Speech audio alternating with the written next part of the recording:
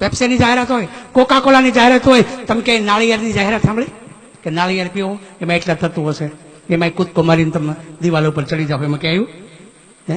નાળિયેરની જાહેરાત ન હોય. દાંતણથી દાંત ટકે છે એવી જાહેરાત ન આવે, બ્રશની જાહેરાત આવે. અને બ્રશ આપણે એવા ઘસ્યા ને કે નકરા બ્રશ વધ્યા,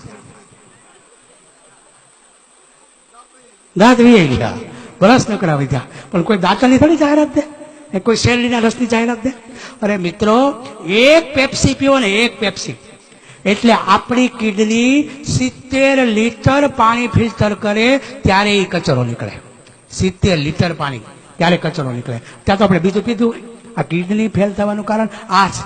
તો સારી વસ્તુ પીએ, સારી વસ્તુ ખાઈએ તો કાંઈ વાંધો આવતો નથી. એટલે પહેલું મેં કીધું વરસાદનું પાણી પીવો, ચોખ્ખું દૂધ, અને ત્રીજી વાત કરી ચોખ્ખું તેલ. અને ચોથી વાત તો બહુ સરસ છે, તમને મગજમાં બેસી જાય છે. મારે 7 વાત કરવાની છે, એમાં ખાવાની વાત 5 અને 2 વાત પાછી બીજી છે, હે ને? મારી ઘરે એકવાર એક ભાઈ આવ્યા, તમે કિસાન સંઘમાં કામ કરો છો ને? મેં કીધું હા.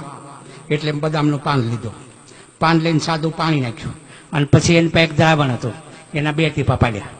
એટલે મારી નજર સામે એ પાણી પેલા પાનમાં જતું રહ્યું. મને કે કાંઈ સાહેબ સમજાણો? મેં કીધું શું? મને કે ખેડૂતો દવા છાંટે, વરસાદ પડે તો દવા ધોવાઈ જાય, ઝાકળ પડે તો દવાઈ જાય, મેઘરો આવે તો ધોવાઈ જાય. એને કયો દવા ગમે એ છાંટે, પણ અમારું આ લિક્વિડ નાખે. સમજાણું તમને? હવે તમામ દવામાં એ લિક્વિડ આવે છે. એટલે પેલા ભણવામાં આવતું કે શાકભાજી ધોઈને ખાવા, હવે ધોઈને હું ખાવા? અંદર જ દવા છે. મેં કીધું આ દવા અંદર જાય એટલે શું થાય?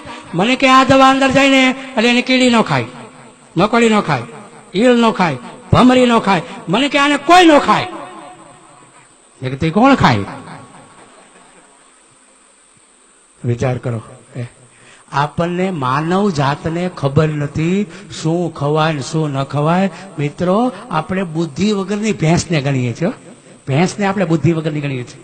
કોક દી કખતરો કરજો, અંધારે ગમાણીમાં બાંધવાની, અંધારે કોઈ ભાડે નહીં એમ બાંધવાની.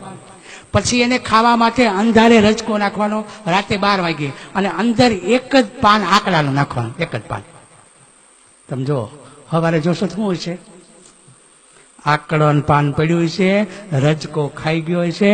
મારે કહેવાનું એટલું છે કે બુદ્ધિ વગરની ભેંસને રાતના 12 વાગ્યે અંધારામાં ખબર પડે છે કે શું ખવાય ને શું ન ખવાય. એટલી માનવને ખબર પડે, ધોળાદીએ ખબર પડે. અને જો ખબર પડે તો 100 વર્ષ જીવી શકાય, 100 વર્ષ જીવી શકાય. ઘરે થોડીક જગ્યા કરો. હું મારો દાવો છે, સમજો, 10 બાય 10 ફૂટની જગ્યા હોય ને ઘરનું શાકભાજી ક્યારે થાય. અને ઘરનું શાકભાજી ખાવ, બીમારી કોઈ દિવસ ના આવે. ઇઝરાયલ માત્ર 1 ફૂટ જમીનમાં, સમજો, 1 ફૂટ જમીનમાં ઘરનું શાકભાજી ઘરે કરે છે. ઘરનું શાકભાજી ઘરે કરે છે. કેવી રીતે? 6 ઇંચ કે 8 ઇંચનો એક પાઇપ લે, પ્લાસ્ટિકનો, આમ ઉભો કરી દેવાનો. એક કાણું અહીં પડે, એક અહીં પડે, એક અહીં પડે, એમ અલગ કાણા પાડે. પછી એની અંદર માટી ભરી દેવાની અને ખાતર નાખી દેવાનું. અહીં એક રીંગણીનો છોડ હોય, મરચીનો હોય, ઉપર કારેલા દુધિયાના એવા છોડ હોય, એવા છેક સુધી છોડ વાવી દેવાના. ઇઝરાયલમાં તમામ મકાન ઉપર માથે પ્લાસ્ટિક નાખી દેવું ફરજિયાત છે. એટલે મેઘરવો પડે ને એ સવારે 1-1.5 લીટર પાણી ભેગું થાય. એ પાણી આ પાઇપમાં નાખે એટલે આખો દિવસમાં બધું પી જાય, અને સવારે 1/2 લીટર તોય નીતરે. એ ફૂલ છોડને નાખે. ઇઝરાયલના તમામ લોકો ઘરનું શાકભાજી ઘેરે પેદા કરી લે છે, એટલે એના ખેતરનું શાકભાજી બીજે દિવસે હેલિકોપ્ટરમાં જઈ અને અમેરિકામાં વેચાય છે. આપણે ઘરનું શાકભાજી ઘેરે ન કરી શકીએ? મારે ઘરનું શાકભાજી ઘેરે થાય છે, અને કોકને આપી શકાય એટલું થાય છે. આવજો મારી ઘરે, બ્રાહ્મણ સોસાયટીમાં અમરેલીમાં રહું છું.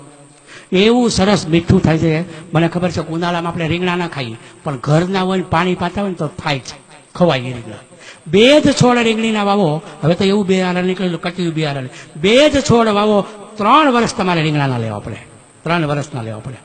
મારે ત્યાં અત્યારે લીંબુડી છે, 10 લીંબુના ઝુમખા આવ્યા છે. બધા મારી ઘરે લીંબુડી જોવા આવે છે.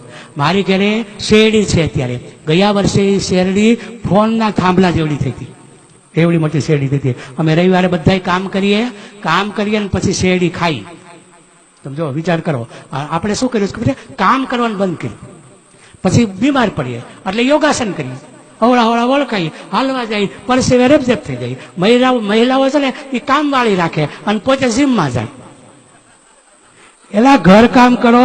આપણા બાપ દાદા ક્યાંય વળ નહોતા ખાતા, ઘેરે વળ ખાતા હતા. વળ તો ખાવાના જ છે.